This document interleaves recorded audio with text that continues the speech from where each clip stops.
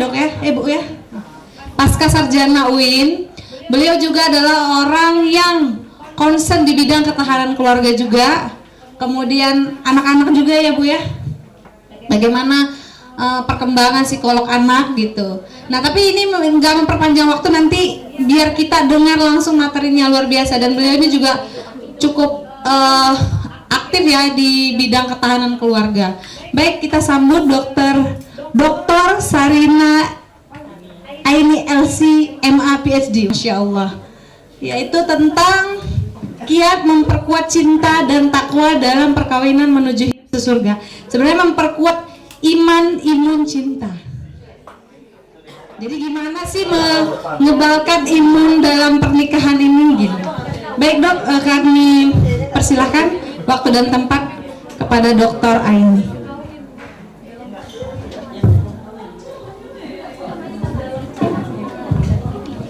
Baik, bismillahirrahmanirrahim. Assalamualaikum warahmatullahi wabarakatuh. Tapi ini masih semangat semuanya ya. Tapi ini ruangnya terlalu sempit ya. Kayaknya saya ingin ada satu ice breaking gitu. Nanti itu memberi makna nanti dengan materi ini. Bisa nggak kita posisikan kira-kira? Bisa ya. Saya mau yang lakinya berbaris dengan laki-laki, yang perempuannya dengan perempuan. Gimana caranya ya gitu ya?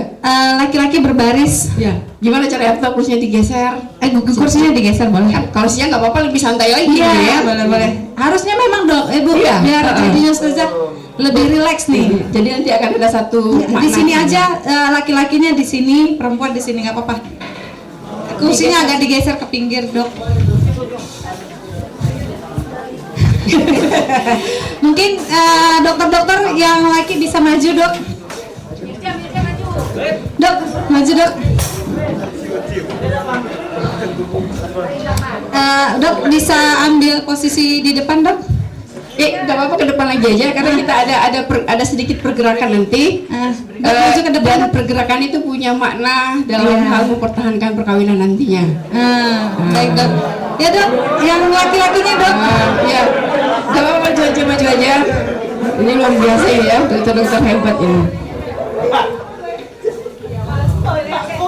Mungkin kursinya ya ada kekhawatiran bakal ketabrak nanti, tapi kalau ketabrak nanti ketabrak. Ini digeser aja ya ke dalam. Oke, sudah ya, aman di belakang? Aman ya Dok ya. Yang pertama kita cari 4 kata. Kira-kira apa ya 4 kata yang kita sepakati yang ada dalam ruangan ini? Kira-kira apa?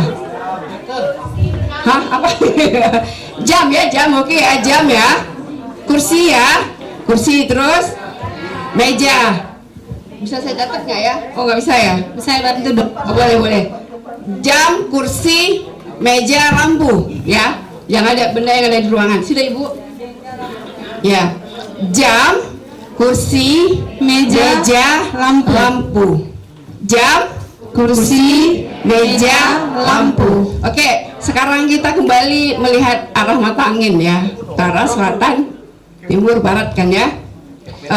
Pikirkan untuk 4 kata tadi ya. Kalau misalnya ya dalam pikiran ya, jangan kasih tahu yang lain. Kalau misalnya saya katakan jam dan kamu pinginnya jam itu melangkah ke depan, berarti melangkah ke depan nanti. Ya, kalau misalnya nanti kursi ke kiri, jadi ke depan, ke belakang, kanan, kiri. Nah, paham ya? Jadi untuk 4 kata tadi definisikan dengan 4 gerakan tadi. Paham ya? Paham? Sudah ya? Dapat ya? Kita mulai Ibu ya. Baik Dok. Baik Ustazah. Jam. Kalau ketabrak disesuaikan aja. Nanti kita lihat posisi akhirnya gimana. Kursi. Lampu, meja, jam,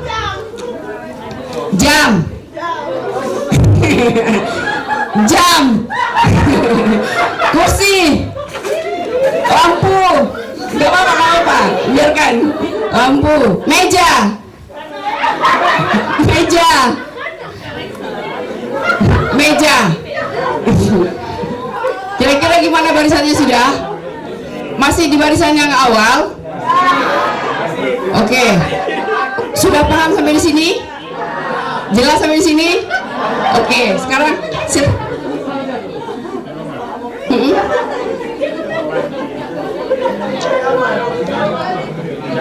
bergerak sesuai dengan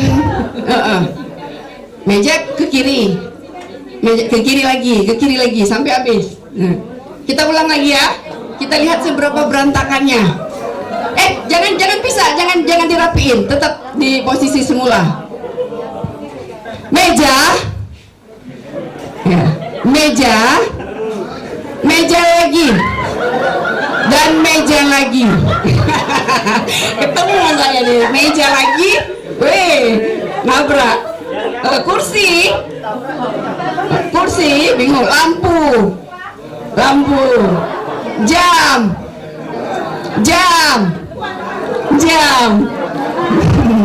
Oke, sudah siap. Terima kasih ya. Silakan kembali tempat.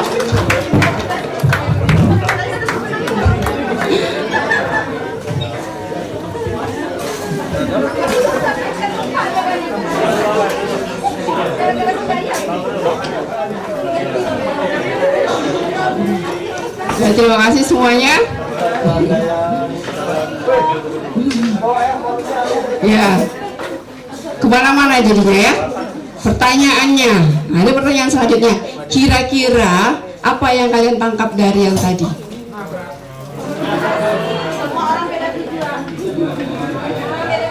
Ya? Kira-kira bagaimana cara menyelesaikannya supaya dia satu arah? Komunikasi. Nah, tadi saya mau bilang coba didiskusikan untuk satu barisan yang perempuan saja dan laki saja untuk disepakati. Kalau ke depan kita nyebutnya apa, ke samping kiri nyebutnya apa, samping kanan apa, samping belakang apa. Tapi kalau mau diskusi nanti setengah jam, jadi soalnya banyak kali sampai belakang, gitu kan? Tapi kan sampai di sini paham. Nah, bahwa komunikasi itu menjadi kunci yang paling penting dalam perkawinan nanti. Ya kan? Ada lagi peristiwa kan begini, suaminya pulang, datang marah-marah. Bukan marah sih sebenarnya, diam aja. Ditanya, makan bang? Diam aja. Minum bang? Diam aja. Tiba-tiba kamar mandi terus tidur. Paginya bangun cepat berangkat. Nah, karena memang ada kerjaan yang memang harus pagi ke dokter ya, ada si pagi begini ya, gitu kan? Nah, terus kan istrinya bangunnya telat. Nggak ada lagi. Emang kenapa? Ketemunya baru malam lagi kan begitu. Sampai 3 hari gitu. Apa kira-kira yang dipikirkan oleh perempuan? Kira-kira apa yang ada dalam pikiran dia? Apa salahku? Apa dosaku kok bisa gini gitu kan ya? Jadi ini panjang gitu. Padahal cuma MU kalah kemarin juga. Kan gitu kan? Pas nonton bola MU kalah gitu. Oh menang ya? Oh kalau menang kayak gini jadinya. Jadi ternyata cuma MU kalah. Cuma bab MU kalah itu terbawanya ke rumah, tapi ini menjadi cuma gara-gara komunikasi. Nah ini dia. Makanya komunikasi itu menjadi penting nanti dalam sebuah pernikahan. Oke, baik. Di sini sesuai dengan tema umumnya ya. Ya saya merubah sedikit bahasanya, tapi sebenarnya itu sama. Nah, dalam sebuah pernikahan itu memang kuncinya itu komunikasi. Jadi inti umumnya itu kita cuma cerita. Nah, jadi kebanyakan pasangan-pasangan makin lama usia pernikahannya makin jarang cerita. Nah, ini yang menyebabkan usia perkawinannya menjadi sangat rentan. Nah, jadi di sini siapa yang sudah menikah? Banyak ya? Yang belum menikah sisanya? Sisanya. Pernikahannya sudah berapa tahun? 4 tahun. Ada yang di atas 4 tahun? Berapa tahun? 14 tahun. Oh, tapi kita mau tanya kira-kira pengalaman 14 tahun itu gimana sih?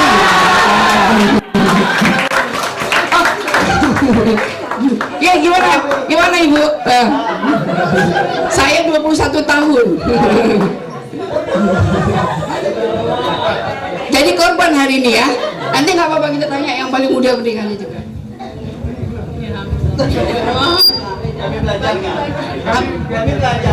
Apa nih Bu pengalaman? Pengalamannya Tentunya waktu pertama menikah, setahun pertama itu berbeda yang dirasain. Kemudian waktu di tahun kedua, alhamdulillah sudah punya anak, itu berbeda lagi ya. Jadi memang nggak dipungkiri perasaan yang pertama pasti nggak sama dengan 14 tahun sekarang. Ya, diplomatis sekali ya bahasanya. Lagi musim caleg nih. Kalau untuk menghadapi masalah, kadang-kadang ya kalau kuncinya kalau saya di suami sebenarnya, karena dengan karakter istri atau perempuan kadang kan suka meleda-leda atau apa gitu ya. Jadi yang paling penting komunikasi, walaupun nggak sepenuhnya istri kan komunikasinya memang ada yang nada do rendah, kadang do tinggi gitu ya. Jadi ya pinter-pinter memaknai. Jadi intinya kalau sudah istri do tinggi ya suaminya lebih baik do-nya rendah gitu ya. Jadi atau ya kita intinya semuanya tetap dibicarakan, jangan sampai di hari esok. Siap. Sepakat dengan tadi ya. Jangan sampai 3 hari cemberutnya. Yang paling muda, ada yang baru nikah, yang paling muda. Ada? Ada nggak? Mana? Yang 4 tahun ya? Ini 2 tahun dok, di depan 2 tahun. Nah 2 tahun.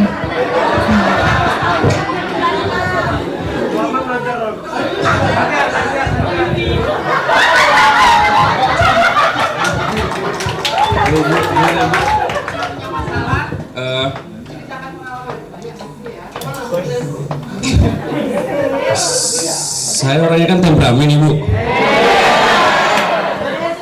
Jadi saya semua harus sesuai dengan apa yang saya katakan. Saya tidak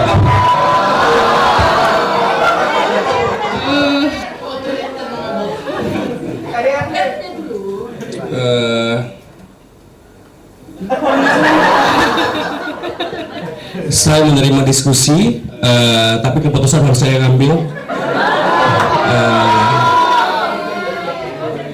Saya dibayar seperti itu Ibu. Dulu ya kan, karena jatuh cinta itu proses dia memang. Jadi nah nanti lah Kita hargai kejujurannya. ya enggak kan memang gitu kan. Oke, baik, kita balik ke konsep awal. Ini butuh air ya Bu ya. Haus juga, bentar ya.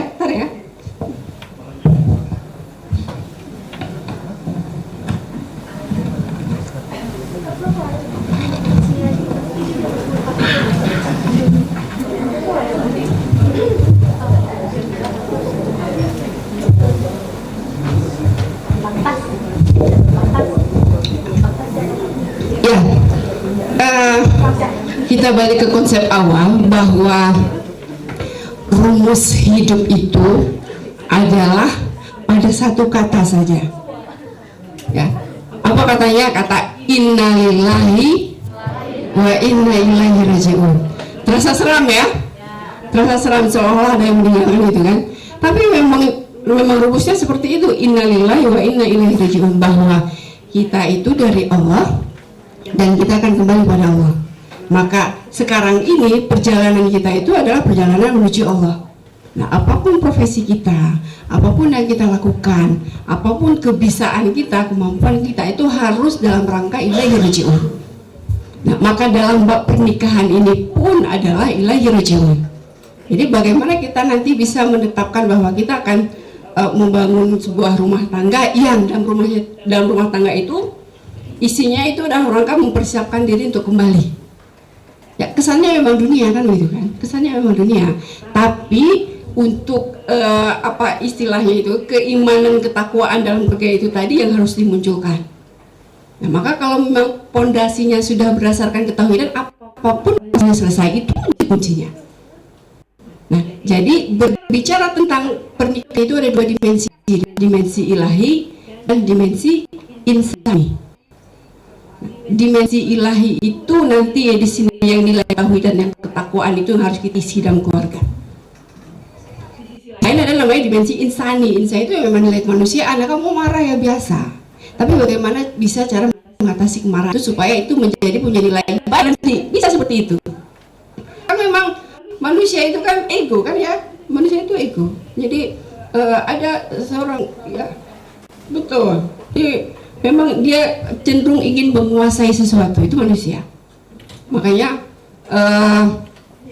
ada seorang murid ya mau belajar, dia katanya gini, kamu tidak bisa belajar dulu kalau kamu belum jatuh cinta. Nah, kenapa jatuh cinta? Karena orang yang jatuh cinta itu adalah orang yang sedang berjuang dengan dirinya sendiri untuk melawan ego. Nah, orang sebelum menikah itu bisa dia bilang, nanti saya belum nikah tuh banyak syaratnya kan gitu kan? Banyak nih syaratnya, nanti nggak mau LDR lah, nggak mau inilah. Nah, itu ceritanya kan seperti itu. Nanti saya maunya ini A B C D E F G, dia harus ikut saya. Nanti suaminya bilang lagi, kalau misalnya saya nggak suka nanti pakai baju warna pink, jadi jangan pakai nanti udah nikah baju warna pink. Nah, itu permintaan sebelum nikah aja egonya yang muncul. Tapi setelah jatuh cinta, apakah itu berlaku nanti semua? Nah, jadi banyak pertanyaan-pertanyaannya. Nanti gimana Bu kalau misalnya ini pernikahan ternyata dia melanggar janji apa segala macam? Nah, kalau dia melanggar janji, ya mungkin cinta itu tadi belum muncul. Maaf. Cinta ini tadi belum muncul ya, jadi orang belum jatuh cinta itu. Jadi orang kalau mau belajar menaklukkan ego maka jatuh cintalah. Kalau sudah jatuh cinta dia tahu rasanya bagaimana menaklukkan ego, bagaimana nanti ya. Tadi kalau ceritanya tadi semuanya harus dengan keputusan saya. Nah, tapi pada saat dia sudah jatuh cinta, dia akan mendahulukan pasangannya, dia akan mendahulukan orang lain. Ya udahlah nggak apa-apa lah, dia dulu lah, ya udahlah nggak apa-apa lah. Itu istilah pengorbanannya akan muncul lagi di situ. Kenapa orang bisa udah disakiti berkali-kali tapi masih juga kita bahkan kayaknya nggak di sini, bodoh apa ini kan gitu kan? Ini apa kok nggak waras lagi jadinya? Ya, itu karena memang dia sudah jatuh cinta. Nah, para sahabat pun ya pernah ada yang jatuh cinta dia.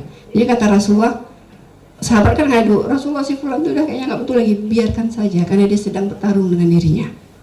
Sampai akhirnya nanti dia menjalani proses, dia tahu apa arti sebenarnya cinta, itu seperti itu. Nah, jadi kembali lagi bahwa semuanya adalah innalillahi wa inna ilaihi raji'un, bahwa ketika kita membangun sebuah keluarga pun nanti konsepnya itu harus ilaihi raji'un, harus dipersiapkan ketauhidan, keimanan, nanti itu nilainya ibadah dari segala macam. Nah, oke.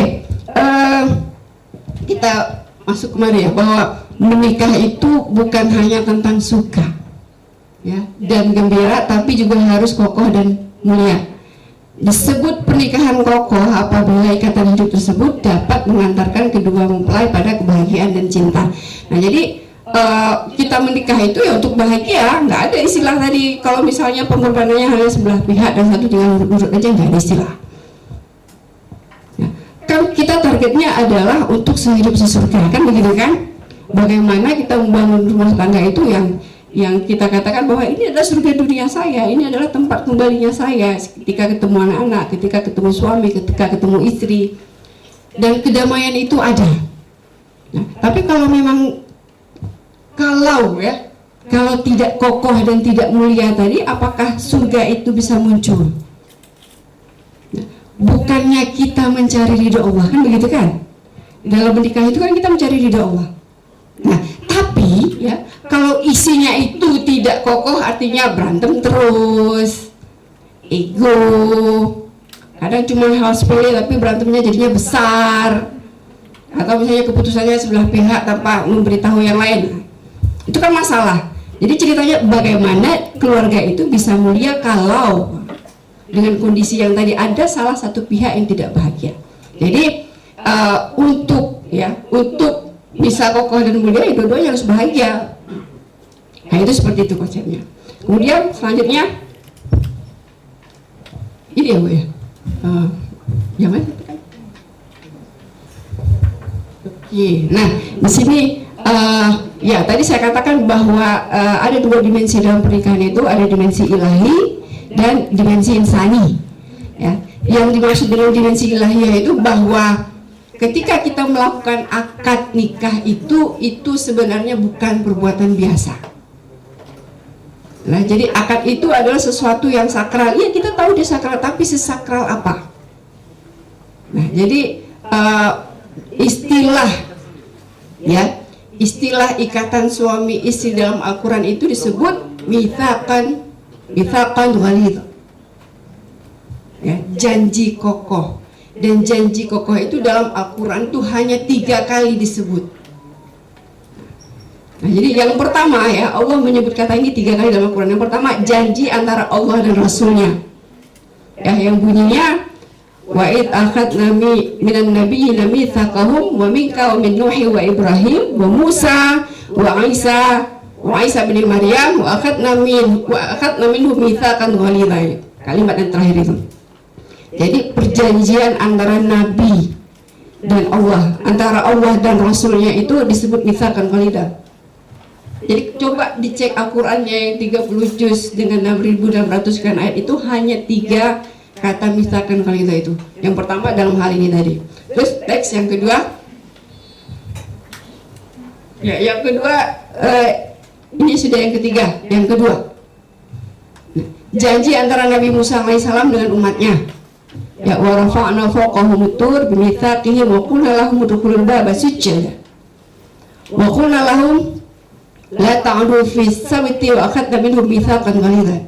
Terjemahannya di bawah. Janganlah melanggar peraturan pada hari Sabat atau hari Sabtu. Kami telah mengambil dari mereka perjanjian yang kokoh. Yang kedua. Nah, yang ketiga. Nah, jadi janji itu memang janji kuasa, janji Allah, kan begitu kan? Nah, terus yang ketiga janji perkawinan. Nah, wa kaifa ta'khudunahu wa qad afdala ba'dukum ila ba'din wa akhadna minkum mitsaqan ghalidha. Kan gitu pertanyaannya. Bagaimana kamu akan mengambilnya kembali padahal kamu telah menggauli satu sama lain sebagai suami istri dan mereka pun istri-istrimu telah membuat perjanjian yang kuat, ikatan pernikahan dengannya. Maka ayat sebelumnya itu terkait dengan mahar. Ya. Jadi gambaran akad nikah itu adalah perjanjian kita dengan Allah. Nah, jadi akad nikah yang dipersaksikan oleh saksi, yang dipersaksikan oleh manusia-manusia lainnya, sebenarnya itu adalah janji yang kita kukuhkan yang Allah juga menjadi saksi di situ. Nah, lalu bagaimana kita bisa bermain-main dalam sebuah pernikahan kalau memang itu adalah janji kita dengan Tuhan? Nah, bukan janji main-main. Nah, beda ya, al-ahdu, al-aqdu kan gitu ya. Itu kan juga artinya janji. Tapi mitsaqan ghalidha itu adalah suatu istilah yang berbeda, yang tidak sama dengan al-ahdu dan al-aqdu. Akad, kontrak, transaksi ya, transaksi. Itu nggak sama.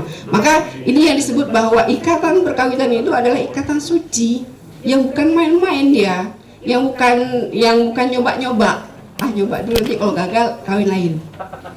Ya, gitu kan? Bagaimana ada istilah persingkuhan padahal dia sudah mempersaksikan di depan Allah bahwa dia akan menjaga istrinya dan menafkahi istrinya. Begitu juga sebaliknya. Ya, jadi makanya dalam fikih pun ya, orang kalau sudah selingkuh itu nggak ada dalam agama, ceraikan saja. Satu hal yang tidak bisa ditoleransi oleh agama. Kenapa? Karena pengkhianatannya itu bukan pengkhianatan kepada perempuan atau suaminya, istri atau suaminya, tapi juga itu pengkhianatan terhadap Allah yang memang dia sudah berjanji di awal. Nah, jadi jangan main-main dengan kata mitsaqan ghalidha, jangan main-main dengan kata akad nikah, karena itu bukan akad biasa. Ya, kalimat akad nikah atau janji kokoh itu janji dengan Tuhan langsung yang itu disebutkan dalam Al-Quran yang kita nggak boleh main-main. Oke, terus macet.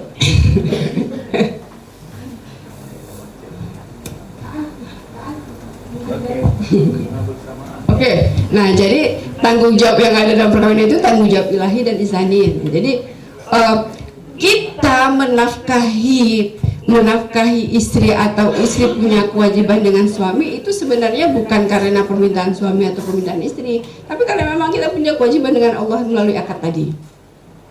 Nah, jadi nilai ketauhidan ini yang harus ditanamkan dalam keluarga. Nilai ketakwaan ini yang harus ditanamkan dalam keluarga.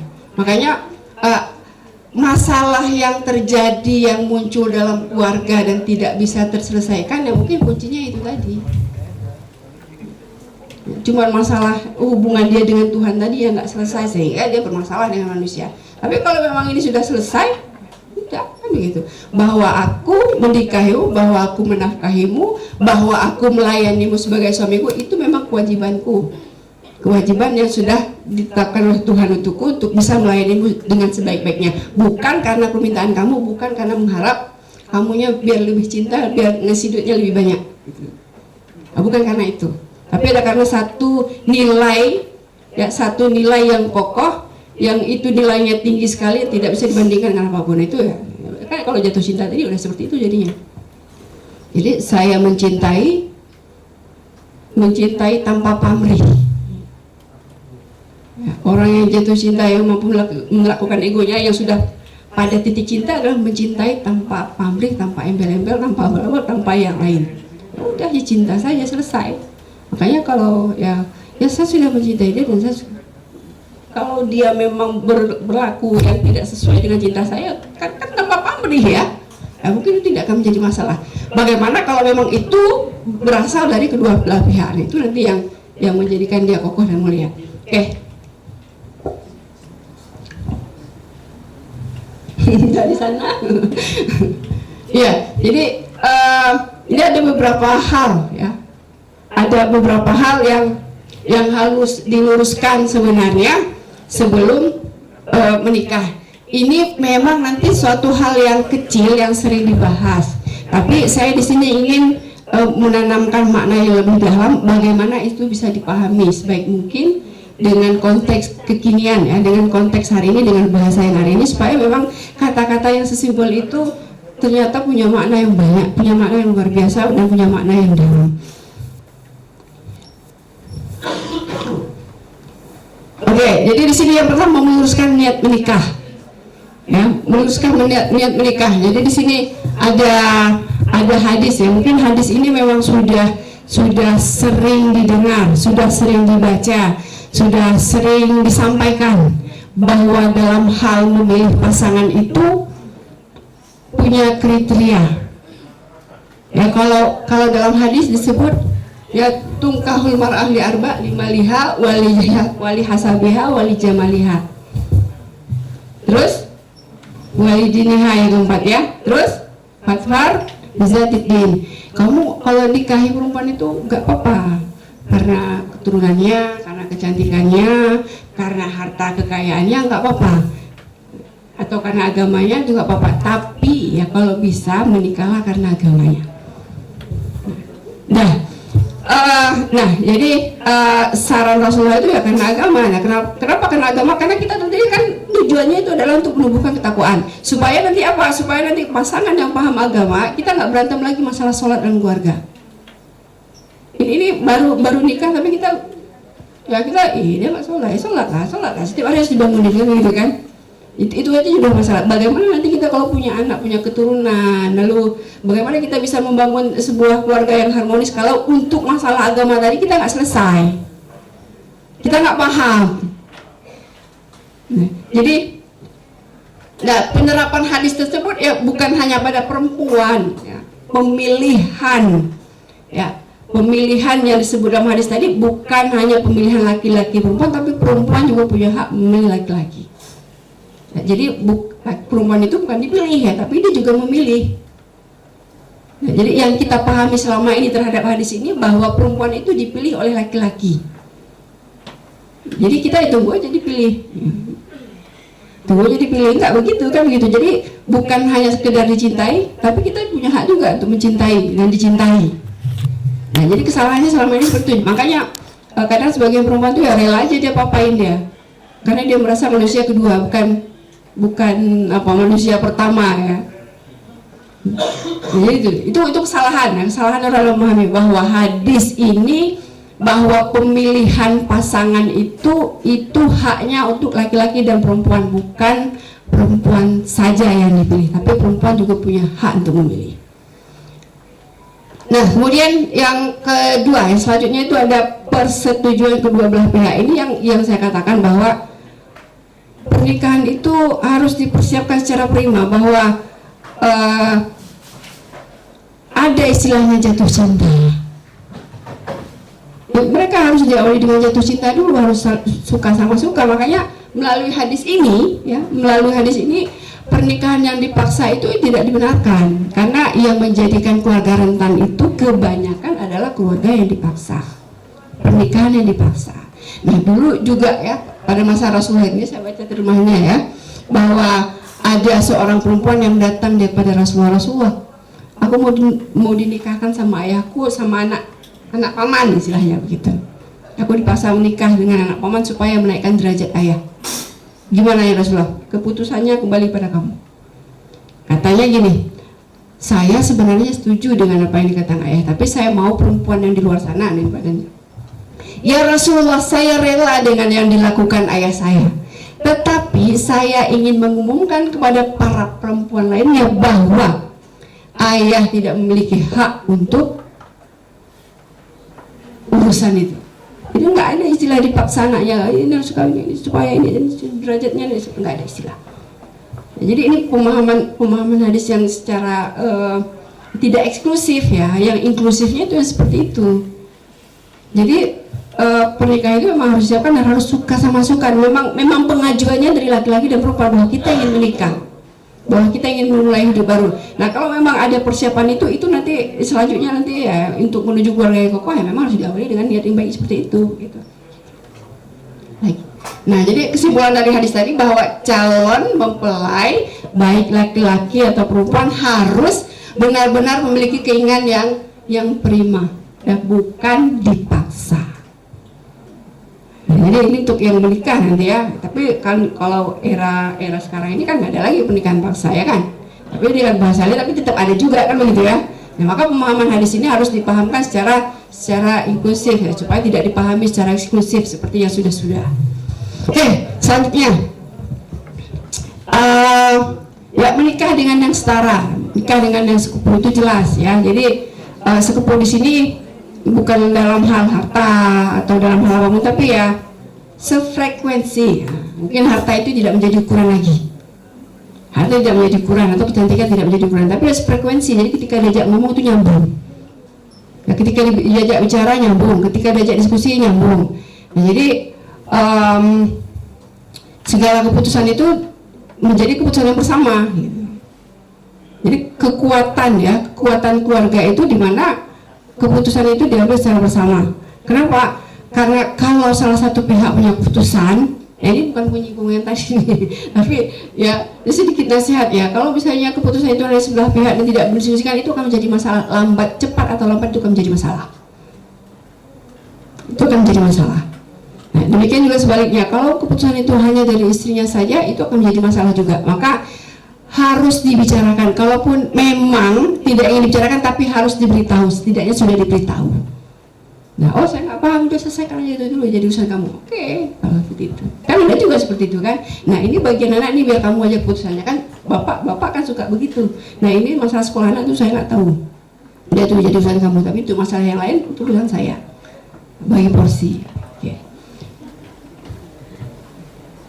Nah menikah di usia dewasa. Nah ini juga mungkin ya dulu kan kedewasaan itu diukur dengan ya dalam bahasa fikihnya ya menstruasi, tapi kan kalau hari ini sesuai dengan undang-undang itu 21 ya 21. Nah kenapa? Karena dari segi psikologis orang yang umurnya 21 dianggap cukup bisa berpikir, cukup bisa mengambil pertimbangan, cukup bisa mengambil keputusan, apalagi ini masalahnya adalah masalah besar.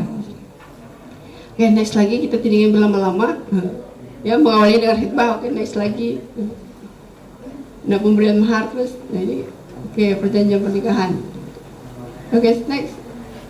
Ya selesai ternyata ya. Ya tidak banyak ingin yang saya bicarakan. Sebenarnya di sini dua hal tadi yang ingin saya tekankan, bahwa dalam sebuah pernikahan itu ada dua hal, ada dua dimensi. Di situ ada dua tanggung jawab ilahi dan tanggung jawab insani. Tanggung jawab ilahi itu adalah tanggung jawab kita terhadap Allah, bahwa kata misalkan walidah itu adalah suatu kata yang memang luar biasa, yang kita melakukan perjanjian di hadapan Allah, bukan perjanjian biasa. Nah, itu. Jadi mungkin kata misalkan walidah itu yang harus dimaknai sedemikian rupa, sedemikian kuat, sedemikian paham supaya pelanggaran-pelanggaran yang terjadi dalam pernikahan itu nggak terjadi. Bahwa kita sedang tidak main-main dengan pernikahan. Gitu. Jadi dalam hal menanamkan nilai ketauhidan, mungkin untuk kata misalkan walidahnya itu yang harus dipahami secara baik. Nah, yang kedua tanggung jawab insani ya. Tanggung jawab insani tadi ya nafkah, ya kasih sayang, kebutuhan mu'asyarah bil ma'ruf bahasanya. Ya, perlakukan suaminya dengan baik, perlakukan juga istrinya dengan baik. Ya, mu'asyarah bil ma'ruf. Jadi kata ma'ruf itu kan umum ya, artinya ya sesuai dengan standar masing-masing. Ya, tidak ditentukan standarnya seperti apa, ini disesuaikan standarnya masing-masing. Jadi ada dua kata ya, misalkan walidah itu dimensi kita tanggung jawab kita kepada Tuhan, kemudian mu'asyarah bil ma'ruf itu tanggung jawab kita kepada pasangan kita. Dua hal itu saja yang mendefinisikan bagaimana nanti untuk meningkatkan takwa dan cinta ya. Mu'asyarah itu kan bagaimana kita memperlakukan istri dengan baik, itu nanti kan akan muncul cinta di situ. Jadi bagaimana kita memperkuat cinta kita, nah itu kan nanti akan banyak materi-materi yang seperti itu. Jadi exit point-nya apa ya? Akad bukanlah ritual biasa ya, tapi merupakan janji kita kepada Allah yang bukan main-main, supaya nanti konsep kita di awal bahwa hidup kita ini adalah ilaihi raji'un. Jadi pernikahan itu tadi kita bawa dalam rangka ilaihi raji'un. Ini kan semuanya ibadah ya, ibadah yang panjang.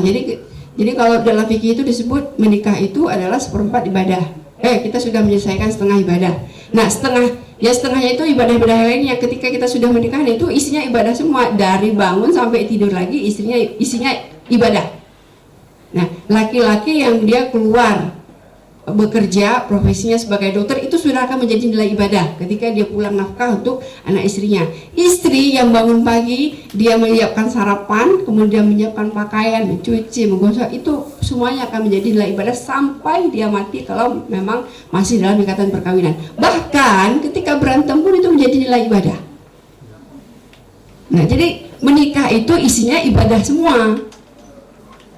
Jadi makanya harus pintar-pintar kan begitu kan. Jadi ini bukan menikah ya udah menikah saja kemudian kita hadapi romansa dan segala macam dengan permasalahannya. Ada nilai yang lain yang harus betul-betul kita tanamkan, itu nilai ibadah tadi. Baik, demikian terima kasih. Assalamualaikum warahmatullahi wabarakatuh. Waalaikumsalam warahmatullahi wabarakatuh. Luar biasa materinya Dr. Sarina ya. Kita masih ada waktu 15 menit lagi. Mungkin ada dari dokter-dokter yang ingin bertanya atau mau diskusi. Baik, silahkan tolong kan namanya siapa?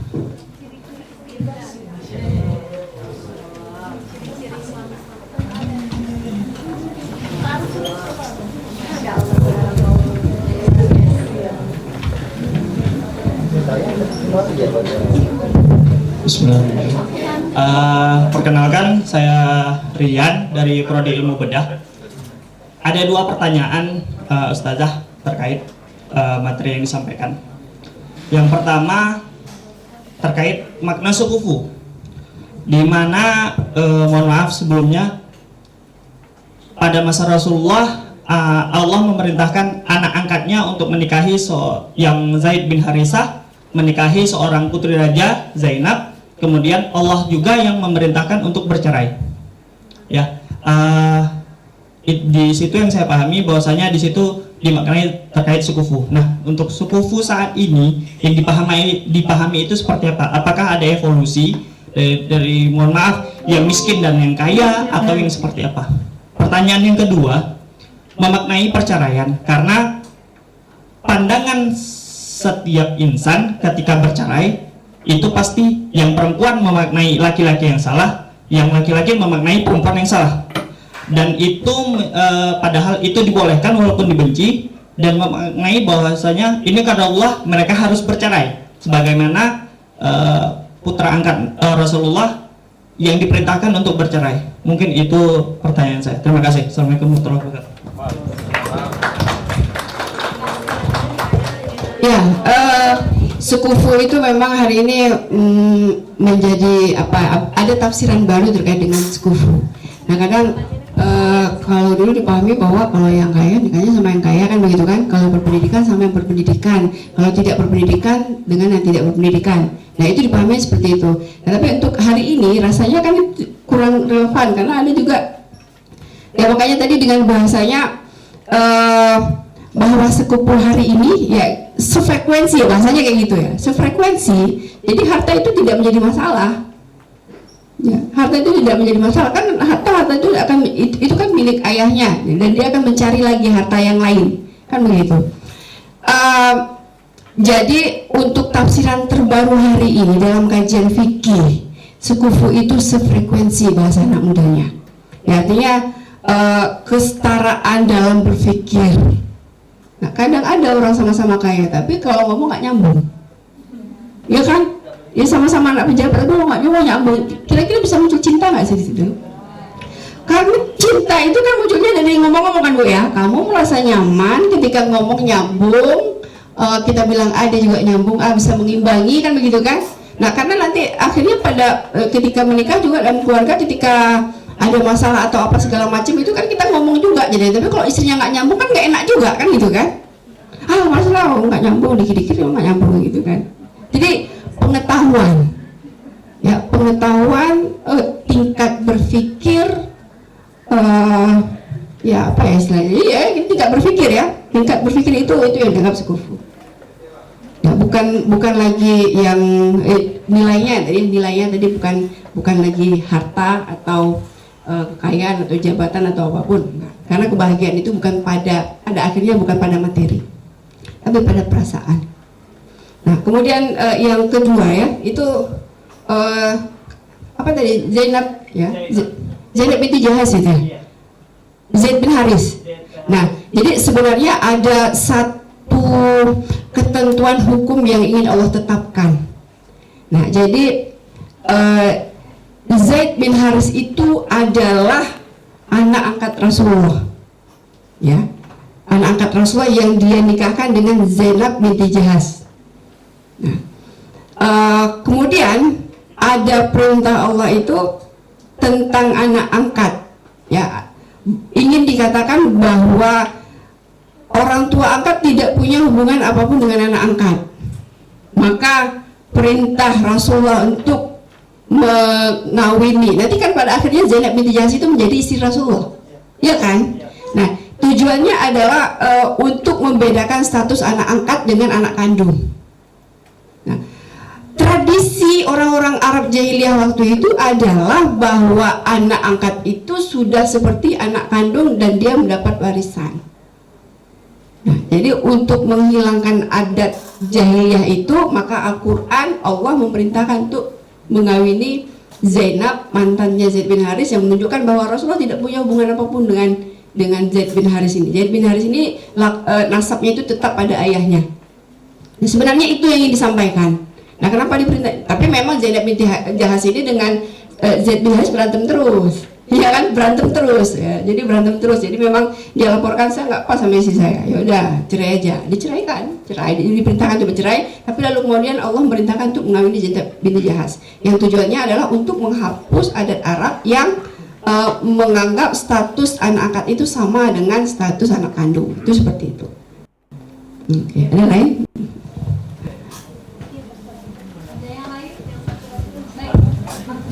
Maaf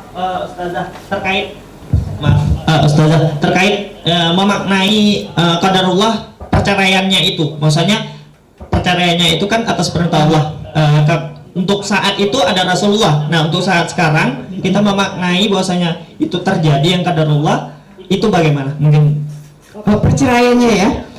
Memang abghadul halal indallah talak kan gitu kan, sesuatu pekerjaan yang paling dibenci tapi halal itu talak. Nah, itu kata Rasulullah. Nah, namun untuk sebuah keluarga atau pasangan yang memang tidak bisa disatukan karena berantem terus, sehingga keberantemannya untuk maknanya hari ini ya, iya, jadi iya, sakinah mawaddah warahmah itu memang tidak ada lagi, yang memang tidak bisa disatukan. Artinya jangan, ini haram, tapi dengan mempertahankan supaya kita tidak melakukan perbuatan yang halal, yang haram tapi dibenci, yang halal tapi dibenci, tapi kita tidak mendapat ridha Allah situ karena berantem terus. Jadi untuk kasus-kasus pasangan yang memang nggak sefrekuensi lagi bahasanya, yang memang nggak nyambung lagi, bukan karena alasan yang lain ya, bukan karena alasan sudah ada si dia.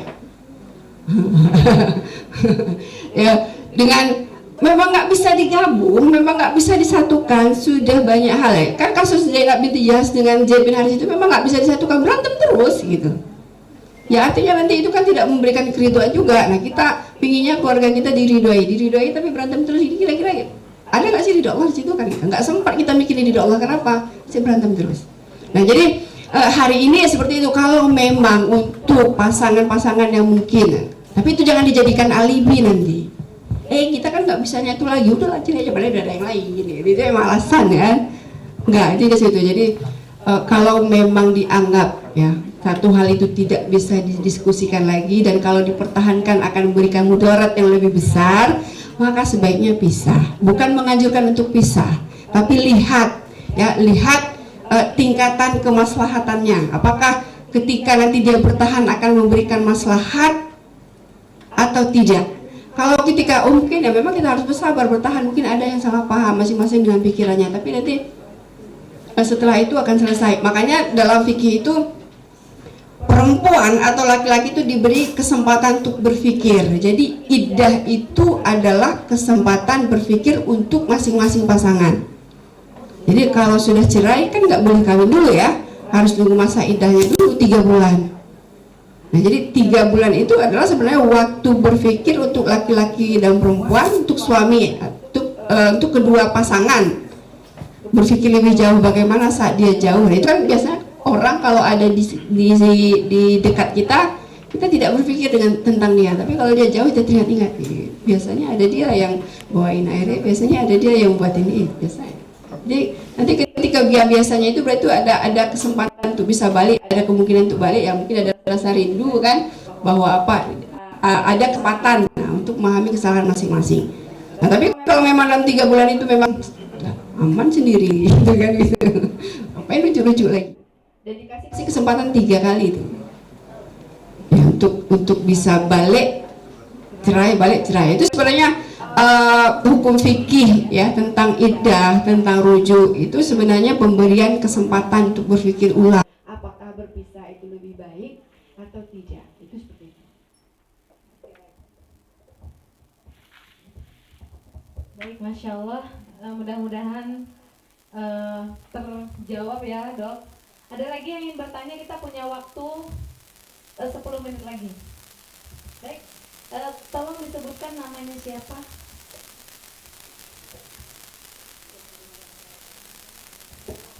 Assalamualaikum warahmatullahi wabarakatuh. Saya Dr. April dari Prodi Jantung dan Pembuluh Darah. Yang ingin saya tanyakan, di era globalisasi ini kan banyak kemunduran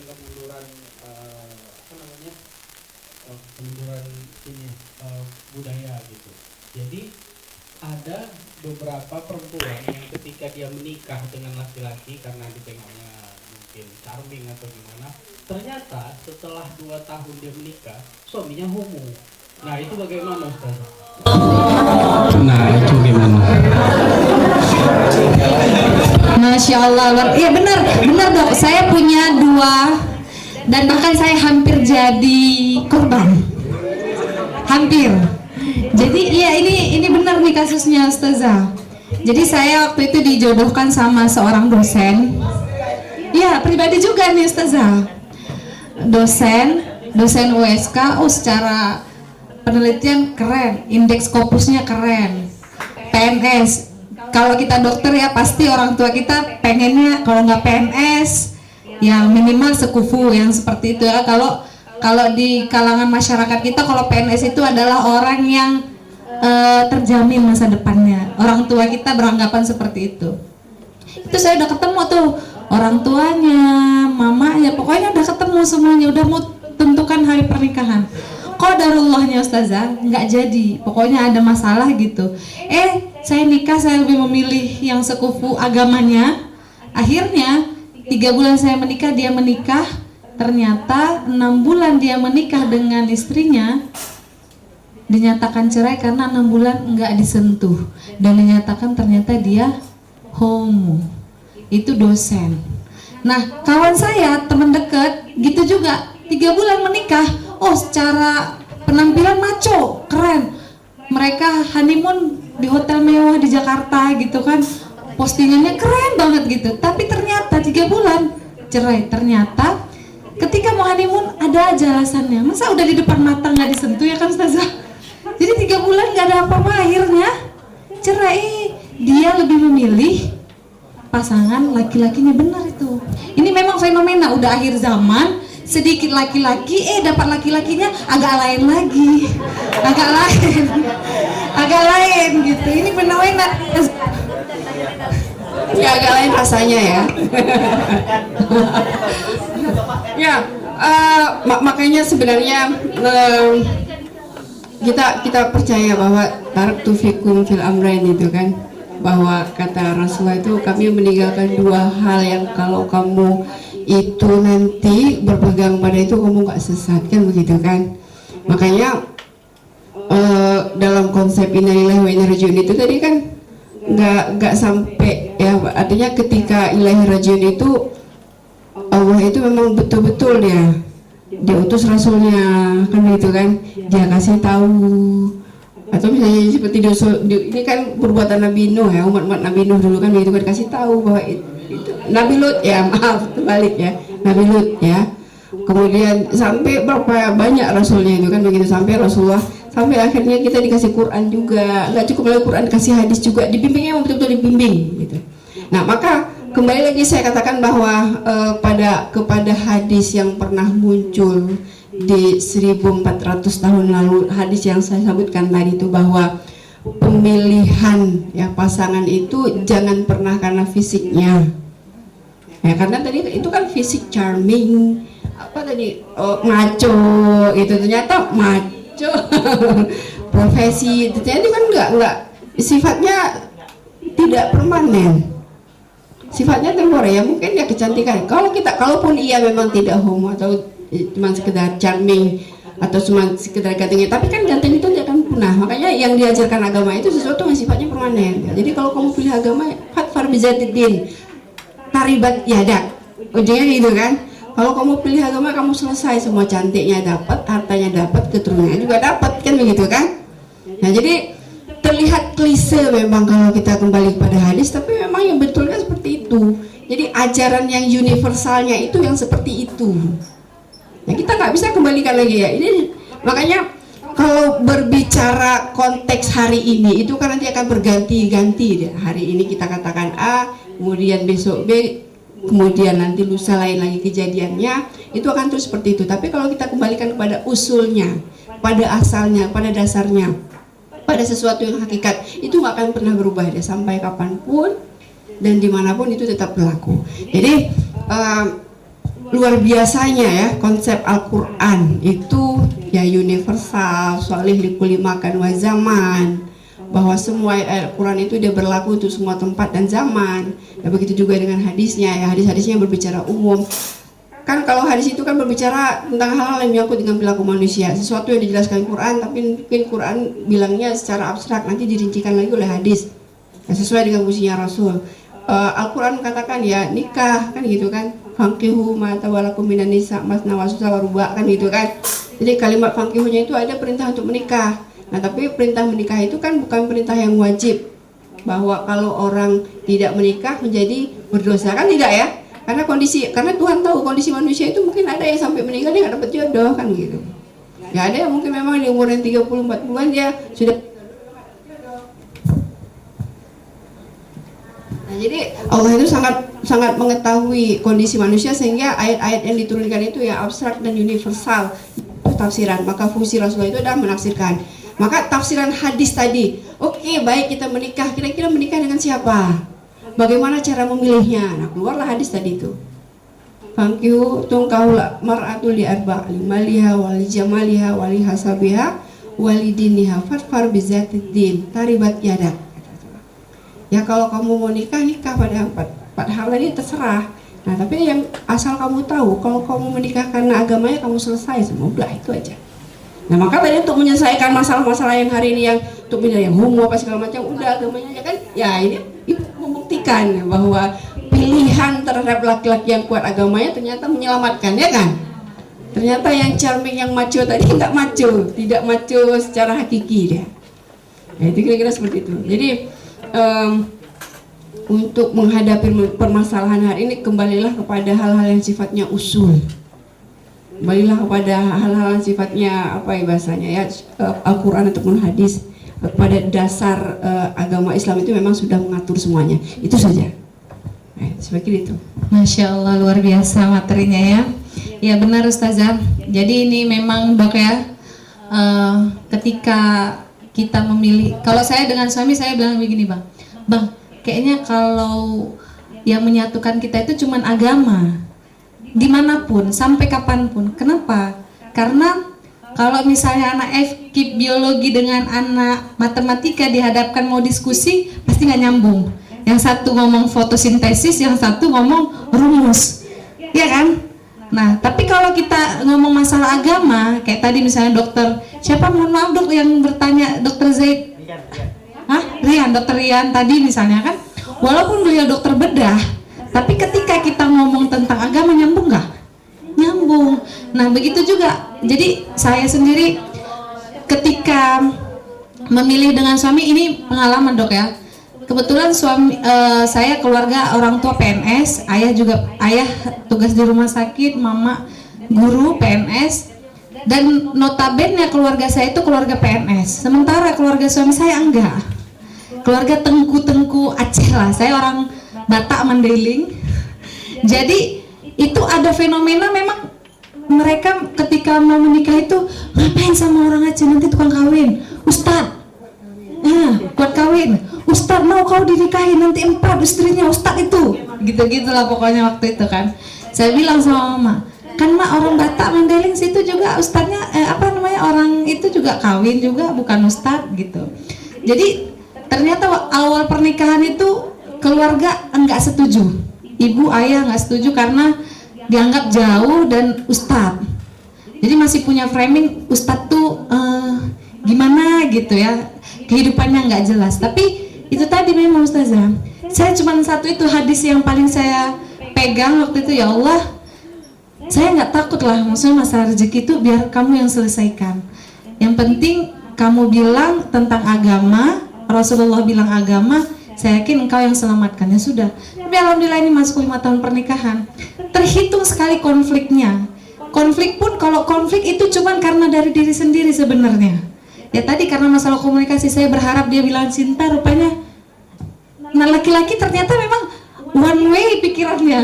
Dan itu cuman, bang bilang aja apa, sayang atau apa gitu, karena kita kan nggak pernah. Tapi alhamdulillah ternyata terjadi dan itu berproses memang. Dan saya sampai sekarang saya bilang, bang, ternyata saya nggak butuh lagi orang luar di sana ketika saya berhadapan denganmu gitu.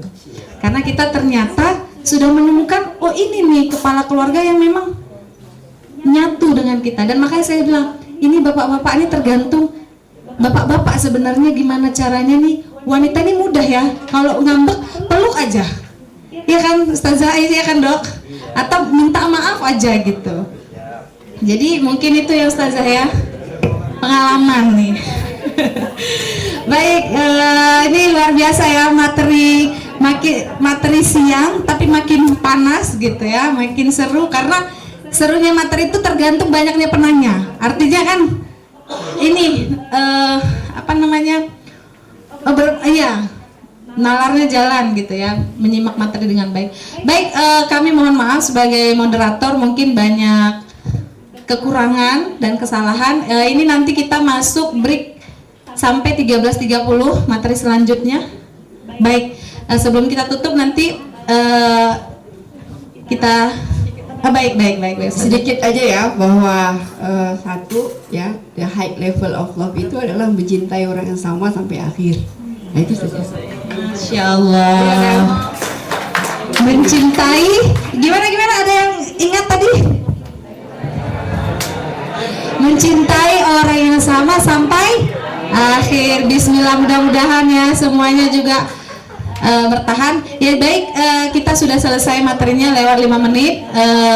Nanti kita akan break makan siang, kemudian kembali ke ruangan 13.30. Ya, baik, nanti kepada para penanya, ya penanya mohon nanti ada 2 orang dulu, 2 orangnya nanti menyusul. Tadi Kak Eka, kemudian yang menjawab pertanyaan Dayus tadi sama Dr. Rian sama Dr. Safri, 4 orang ya. Tapi ini kita kasih 2 dulu, Kak Eka dengan yang Dayus. Apa sih? Siapa yang tadi yang menjawab pertanyaan tentang Dayus tadi? Dokter siapa? Oh, Dokter Safri juga, Masya Allah. Baik dokter. Baik dok, silakan maju ke depan. Ini kita dapat hadiah, ini sponsornya Dokter Elis. Dokter Elis ini juga salah satu dokter yang concern di bidang kecantikan ya. Jadi beliau sudah memiliki banyak cabang, salah satunya Elis Lampineng, Bekasi, kemudian di Batoh, kemudian sekarang baru buka lagi launching di Loksmayo, Masya Allah. Tapi beliau walaupun dengan kesibukan usahanya masih menyempatkan untuk dakwah ketahanan keluarga. Luar biasa, kita tepuk tangan untuk Dokter Elis. Baik dok, mungkin Ustazah ini bisa diserahkan kepada Dokter Eka dulu. Ini adalah hijab dok. Iya.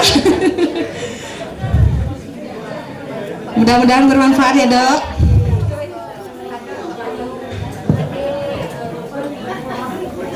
Baik, selamat. 14 tahun, Masya Allah, luar biasa nih, kita doakan sampai selesai. Akhir hayat masih 1 ya dok. Baik, ini Dokter Safril dok. Ini parfum, mudah-mudahan wangi.